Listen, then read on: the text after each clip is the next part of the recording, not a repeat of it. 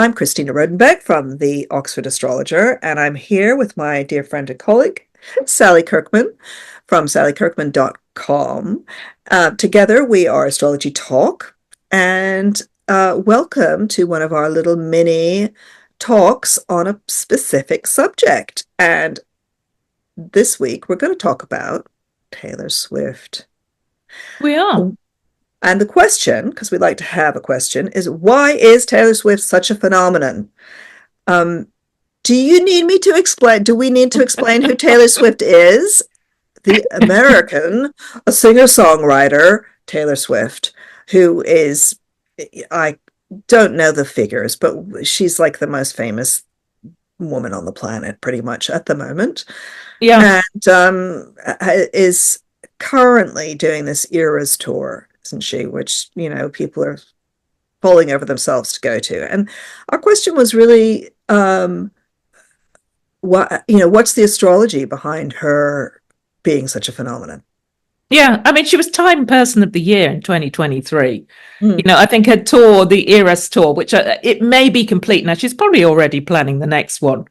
It just made, it's one, I think it's probably the biggest revenue of a tour ever. I mean, just crazy. We're talking crazy business. She's a complete and utter phenomenon. Can't believe anyone won't know her. Know her. Yeah. Know her.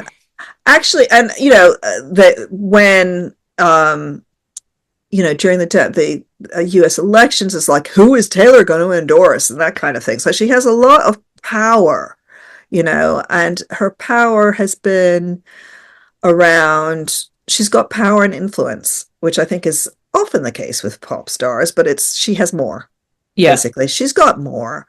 Yeah. Where other people have a bit of power, Taylor has more clout, I guess. We call it all influence now, but it's clout. That's what she's got. Yeah, it has. She's got, she can encourage people to do things. Everybody wanted her. They wanted the tour because it just brought in so much revenue to places. So should we have a look at her chart? Yeah, and Taylor is a Sagittarius, obviously. We think this chart is this is the one that is on Astro Theme, isn't it? And yes. Is the time certain or is it speculative? It's not verified. It was in a book that was written about her by a woman called Jill Parker. I think it's called the Taylor Swift Story, and that time's in there, but it's not verified. So we need to bear that in mind. However, this chart is phenomenal. It fits so well. She is a Sagittarius, and we chose to talk about Taylor Swift at this time of year because we're in Sagittarius season, which is traditionally, the entrepreneur. I mean, they make fantastic business women. I remember reading an article somewhere that talked about, what star sign is the richest, or who are the most sort of billionaires, entrepreneurs, and it was Sagittarius, ruled by the big planet Jupiter. They have that ability to think big, play big, take risks, believe in what they're doing. And like Taylor Swift, they go global. And also one of the things I like about Sagittarius, and I think this is why they're good entrepreneurs, is because they're okay with failing. Oh, that didn't work, we'll try something else. Well, that didn't work, we'll try something else. Whereas a lot of, if you have too much certain other signs in your chart, you will just think, oh my God, I was rejected and that's it. I'm going to go, scrub floors. But there's another thing also about having just those mid degrees of Sagittarius in your chart, doing, enliven. So her sun is at 21. That Sagittarius Gemini axis, now I can't remember which British astrologer is, John, has found that actually you get a lot of rock and roll people with either something in Gemini there or something in Sagittarius. So, like Paul McCartney is Gemini. I can't remember what degree he is, but that's a kind of rock and roll axis. Was it John Etheridge? Yeah, John Etheridge. He wrote something around a long time ago, and it really stuck with me because I thought, oh, is he right? And I have looked every time, and it really is a strong one for a lot of rock and roll. So it's either ascendant or sun usually, Mm, mm. but sometimes sun and moon or whatever. But she's got her sun right in that rock and roll axis, because it's performing. It's about performing and about performing big, you Yeah, know. yeah. Um, so that's one reason. Is that an aspected sun though? It's not hugely aspected, is it? I mean, the planet that leaps out for me in this is the Mercury, the voice, the writer in Capricorn. Also, one of the signs linked to business, you could say Mercury in Capricorn takes things seriously, plays the long game. And if we're using this time, that Mercury rules her Virgo midheaven, the career point, Virgo, the writer. So, and she's so famous, isn't she, for her lyrics that, I mean, it reminds me a bit of like, Carly Simon's You're So Vain, when it was like, who's she talking about? I mean, Taylor Mm. Swift has this ability to make you think, oh, this is my relationship playing out. And she's had many as Taylor Swift. Or, who's this person she's dissing in this song? I mean, it's kind of like they're pop songs, but they're really kind of emotional, and they talk about subjects that we're all kind of interested in, love and heartbreak, a lot of them. So that for me, the Mercury is really, really strong in this chart, and it's connected. It's in a stellium in Capricorn, so it sits next to Uranus, Neptune, Saturn, and also actually, it pulls in Pluto. So it's just a powerhouse combination, this Mercury. And like we're talking about, she's so prolific with her writing. Her songs are so catchy, but also she is a voice. She's not prepared to be a voice, as we're seeing her back in Camilla, which Trump hated, didn't he? So this Mercury is powerful. Yeah, and it's a classic combination to have a Mercury Neptune conjunction, which is what she's Mm, got, mm, is a poet's combination. So you see that in people who have a poetic gift for words sometimes, the mm, Mercury Neptune conjunction. And it's in Capricorn, so she's going to capitalize on it. mm. She may, it turns out to be that actually it's what makes her money. It's in her second house. Um, Yep. and it is, yeah, it's very hard working as well. So she's got Mercury, Neptune, Saturn conjunction.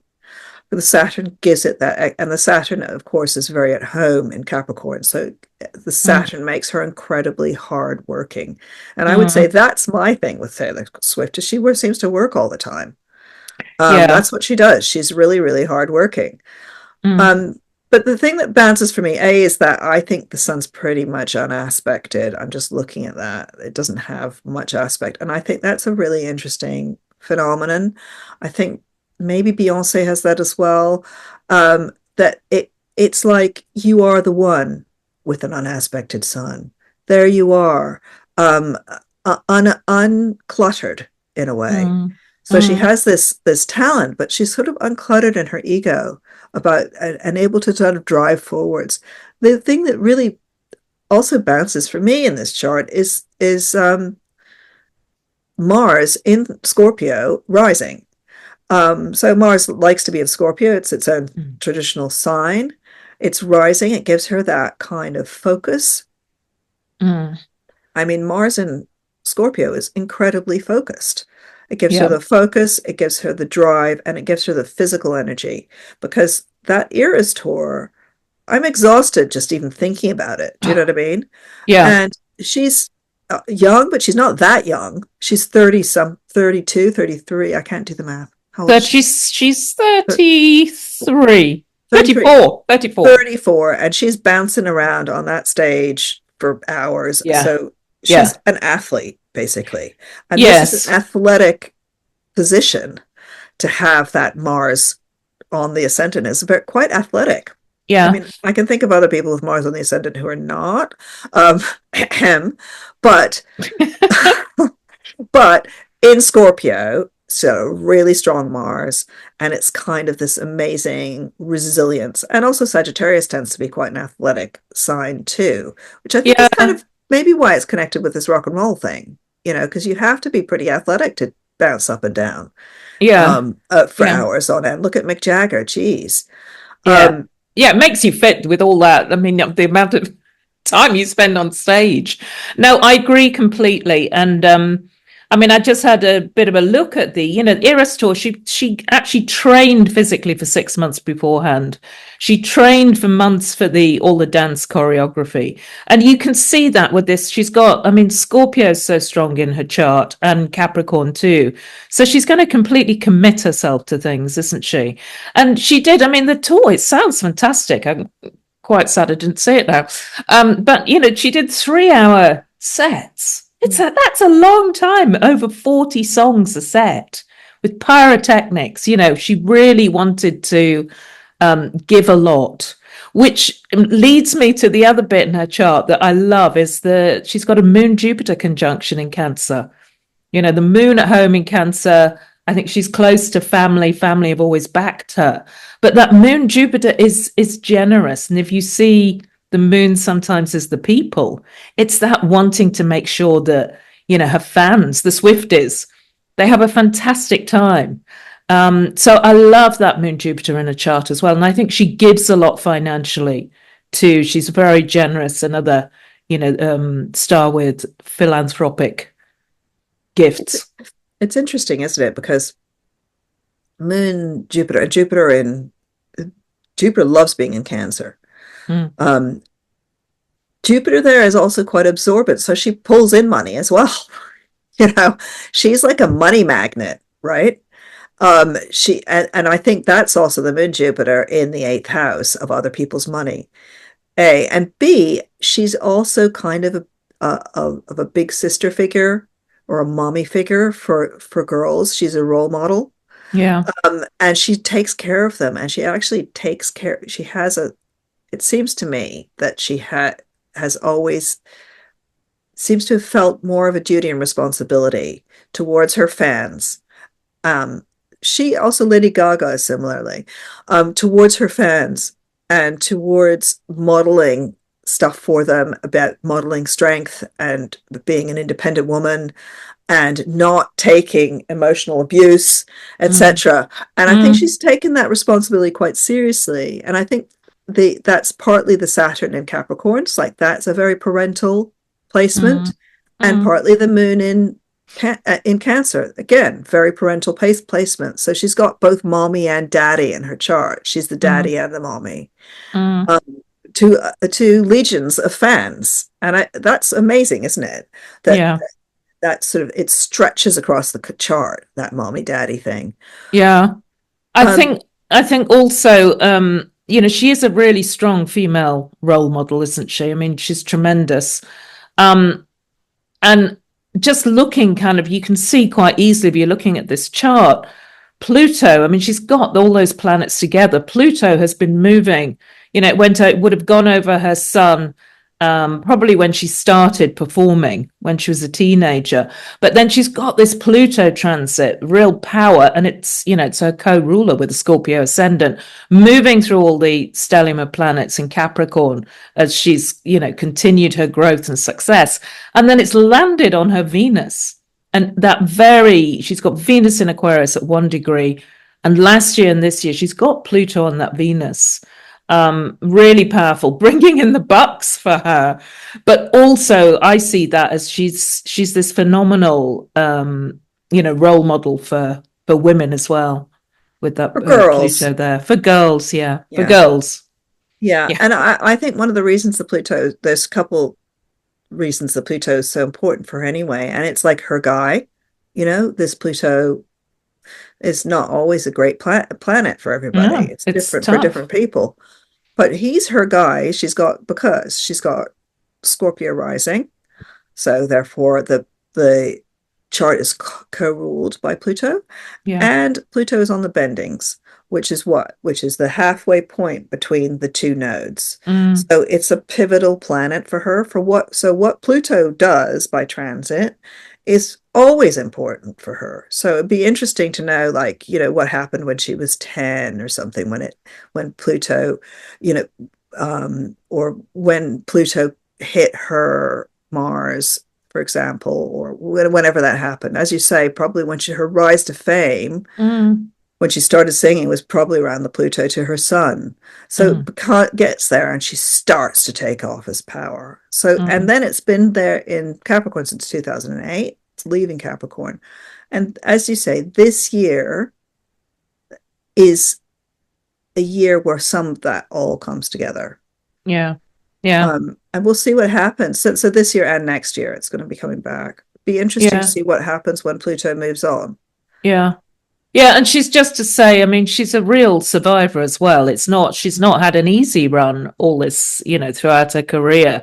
I mean, all her works got, in inverted commas, stolen, her early albums. So, she came back and re-recorded them all. She actually re-recorded them, so she held the rights to them again. So she's, it's not always been an easy path, but I think that is the resilience, isn't it, of Pluto and Scorpio. You're not going to be raised to the ground. You're going to rise like a phoenix. So yeah, she's incredible woman.